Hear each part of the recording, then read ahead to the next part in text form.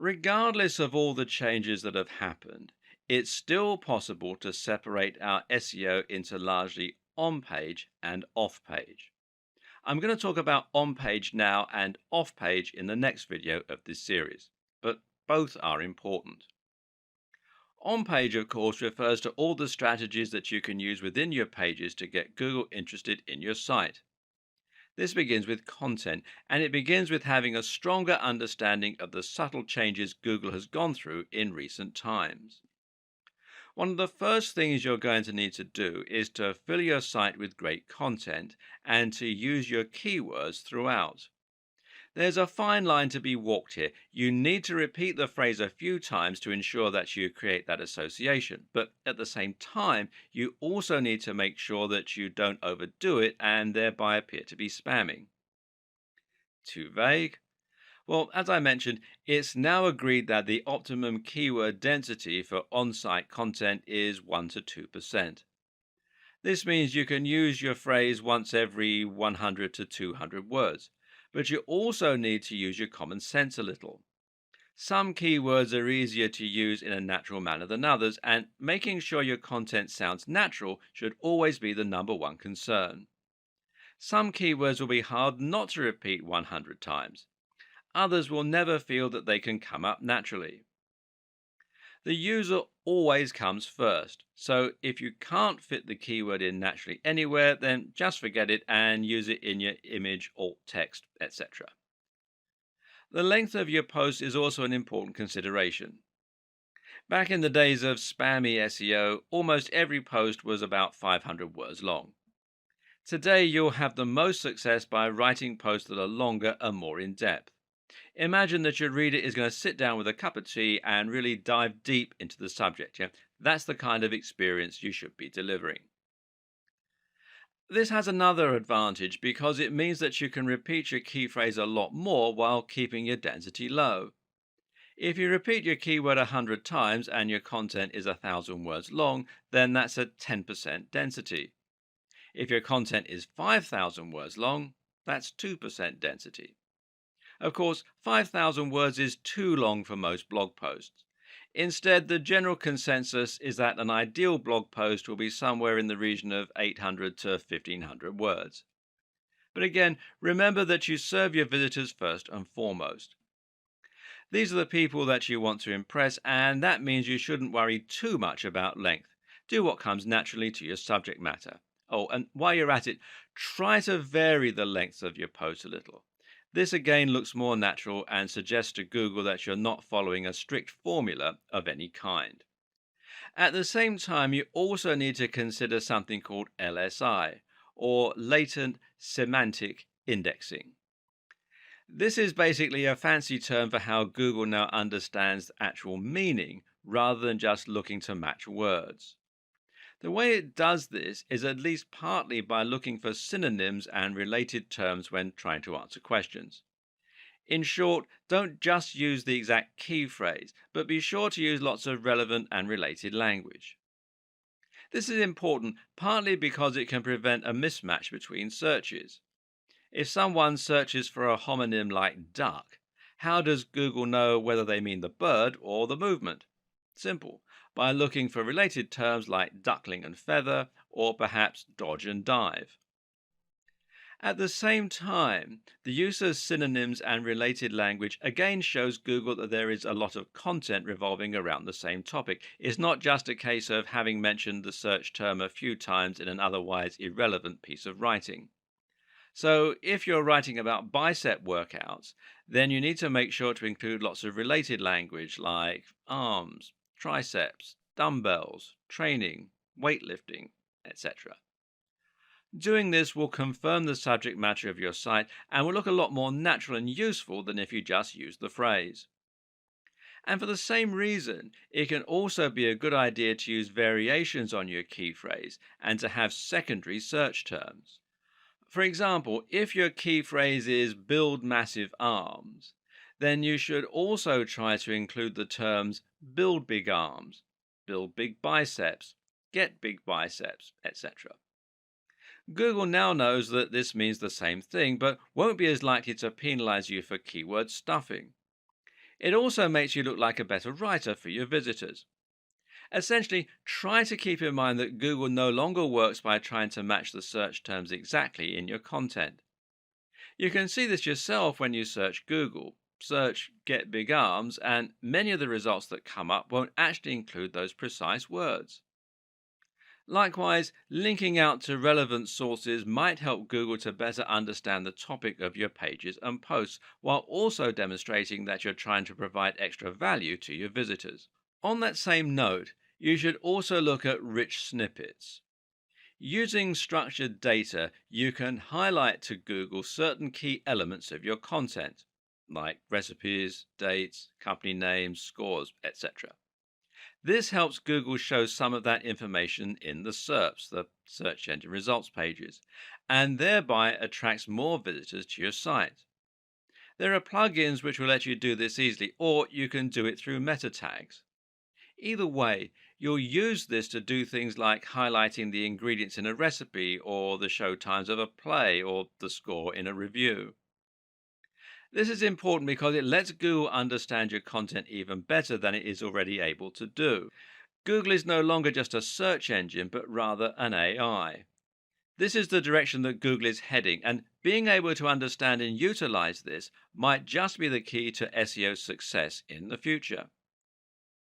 Right now, using structured data and rich snippets will allow information from your site to appear right in the SERPs. This way, if someone searches for a recipe, they'll be able to see the ingredients for your version before they even click on your link. This means your listing will take up more space and demonstrates the value of your site. In turn, this means you're going to attract more clicks than a site without that information. The next element of on page optimization is the site design itself.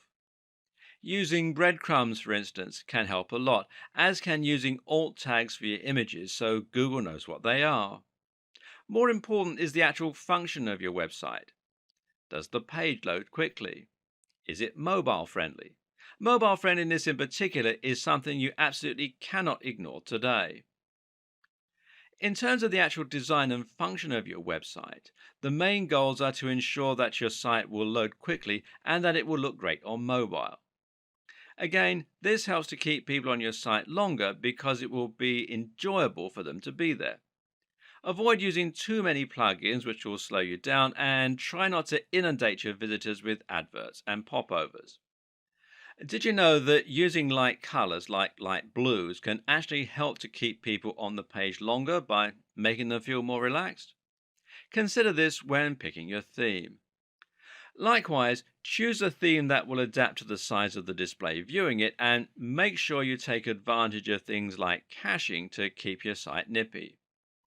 Themes that do this are called responsive insofar as they respond to the shape and size of the display they're being viewed on.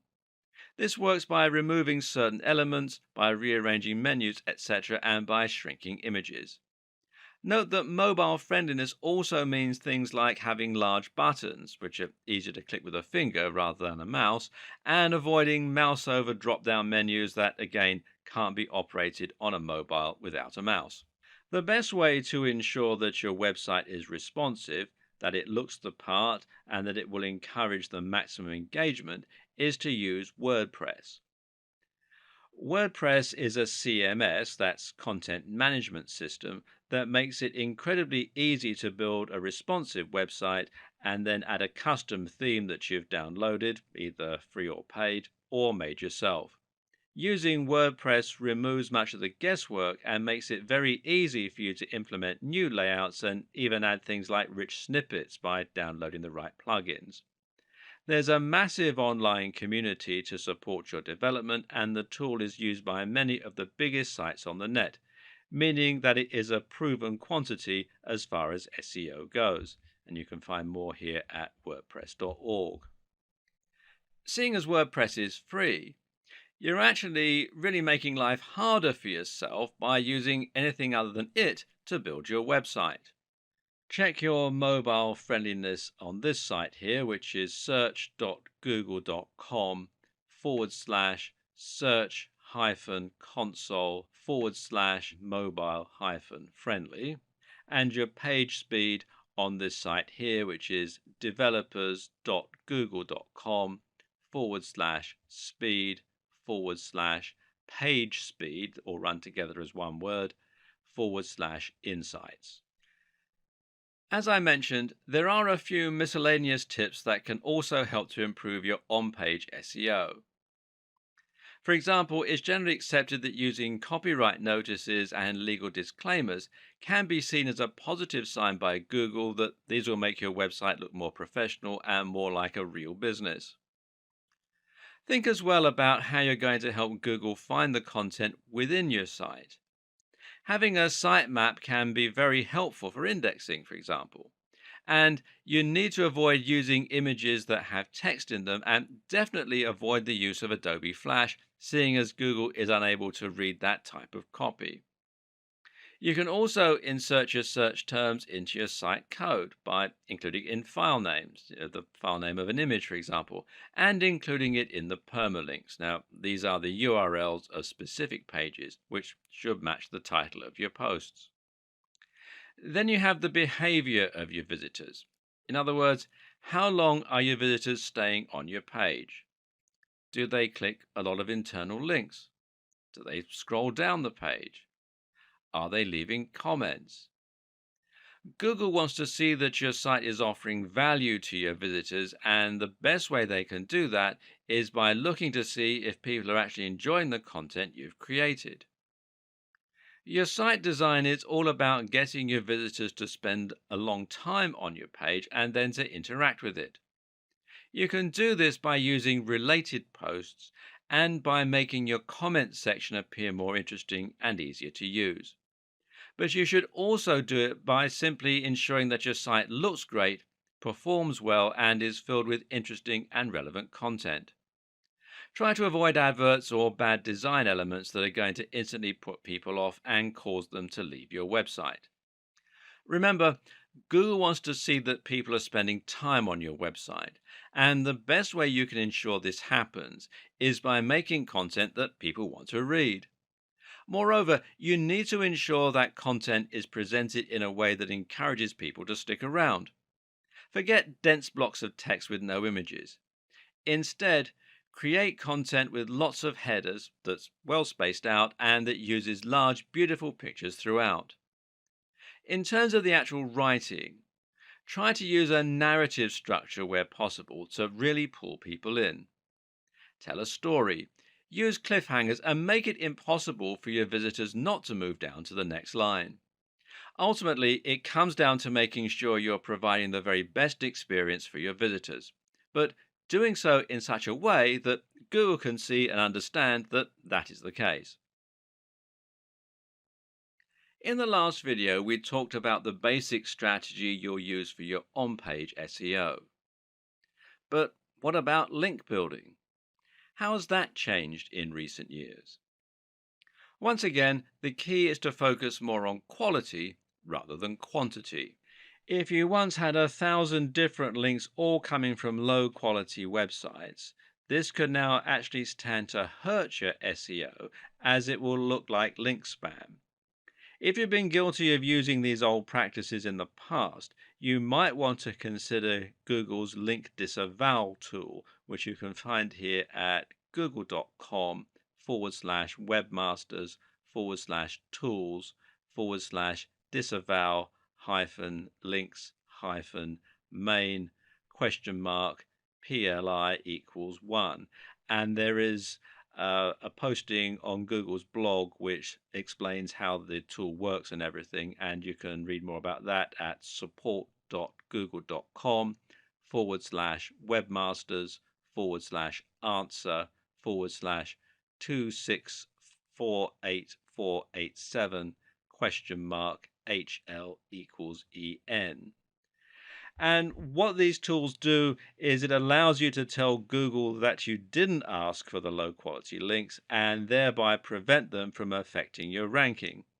The fact that tools like this exist show that Google does still support good SEO, by the way. Once you've removed all your low quality links, you need to start looking for high quality links. Which ones are those? Simple.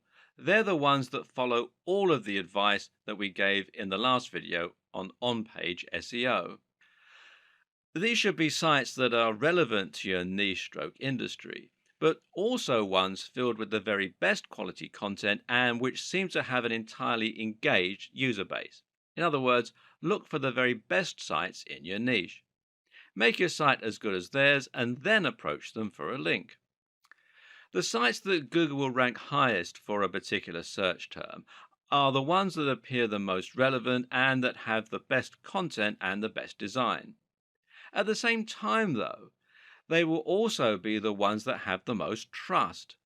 This means Google considers them an authoritative resource and expects the information on their site to be accurate and well written. This is something that sites like Moz have tried to quantify with terms like trust flow. However, there's no defined method of determining a site's trust, and instead we have to infer the best strategies for building trust, as usual. What we do know is there are some sites that Google trusts absolutely implicitly. These are sites like harvard.edu, BBC News, etc. And how does it know it can trust them? Well, the current understanding is that Google will trust sites which either have a very well organized brand name, like the BBC or The Verge, or sites that have .edu or .gov domains. So, how can the rest of us thrive?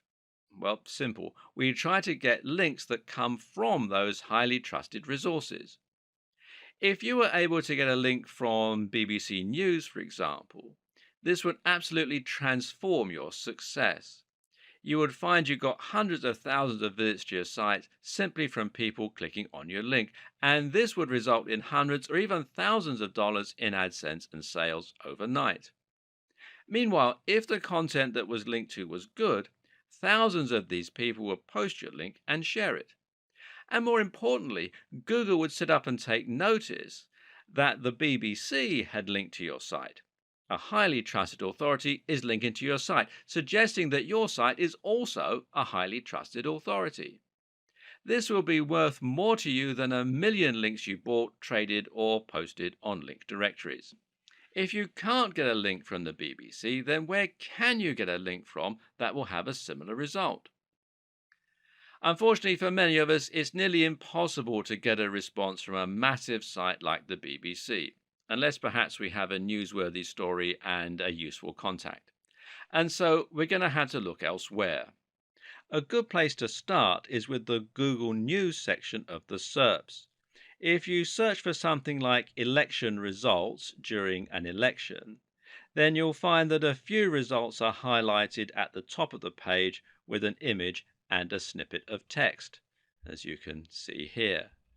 Now, if you click here on the News tab, you can find more news and stories. Now, these news stories aren't manually curated, but are rather selected from sites that Google trusts.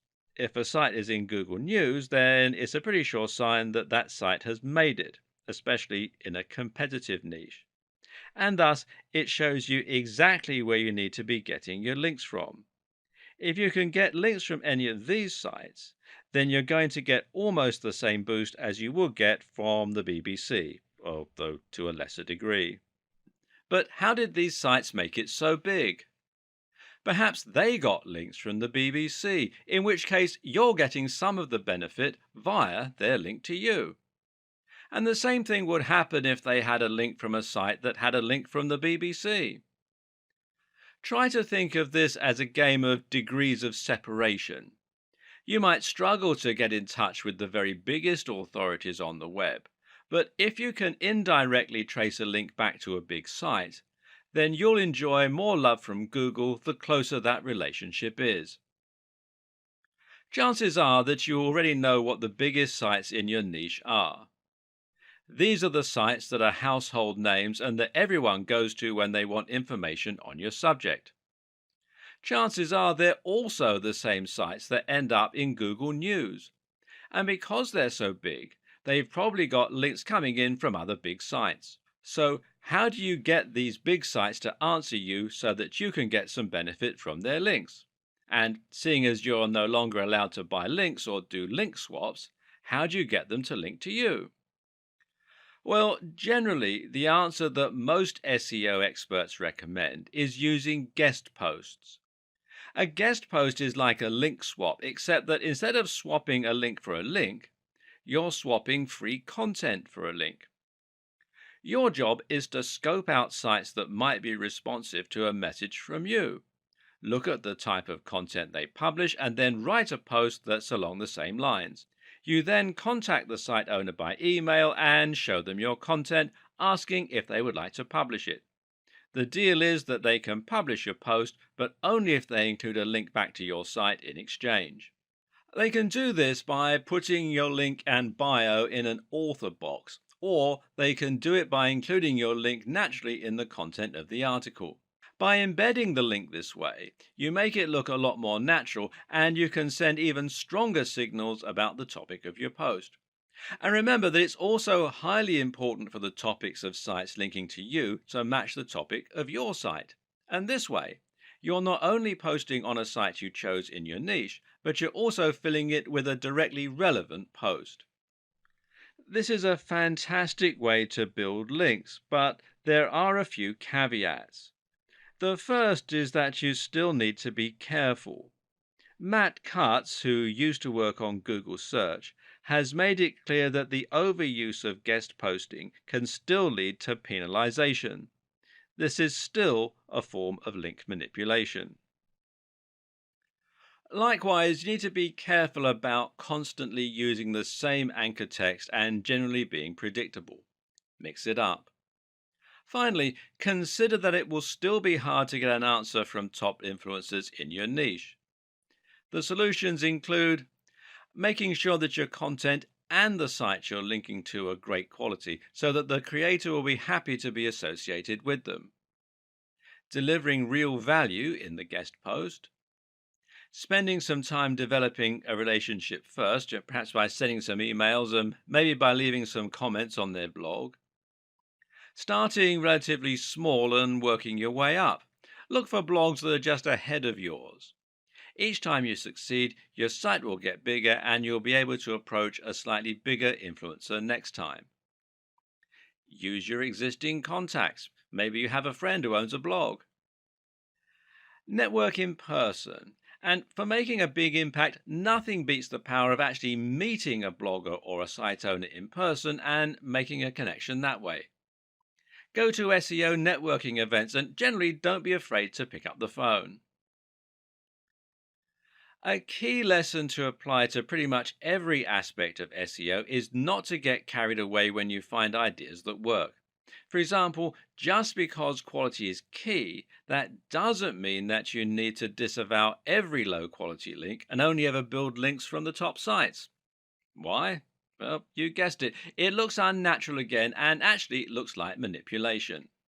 Take a look at sites like the BBC, and you'll see that they have a huge and highly diverse link profile. They'll have links from massive sites, but also tiny spam sites. When a site is truly successful, it'll lose control over all of its links, and this can be useful to make your links profile as diverse as possible. And one of the very best ways to do this is with link bait. Linkbait is an article you've written specifically to try and get as many links to it as possible. How? One answer is to make your article a powerful resource, meaning that it will become a place for people to learn a particular subject matter. An example of this is the excellent guide to testosterone published on the art of manliness. This post goes much more in depth than many similar blogs on the same subject, and as a result, countless other articles have linked to it as a resource. Another option is to create a post that will somehow support a discussion. A good example of this is the post How to Win an Argument with a Nutritionist, which includes links to studies that disprove outdated notions about nutrition. The article is perfect link bait because people will regularly use it in online arguments to prove their point. Finally, one more very useful strategy for your backlink strategy is to perform backlink research for other sites. Look at your competition and look at which sites have got the most traffic in your niche. Then, once you've found which ones those are, try to get links from the same site. Not only does this method ensure that you're going after the right links, links that have a proven track record, but it also helps you to find links that are likely to allow guest posts.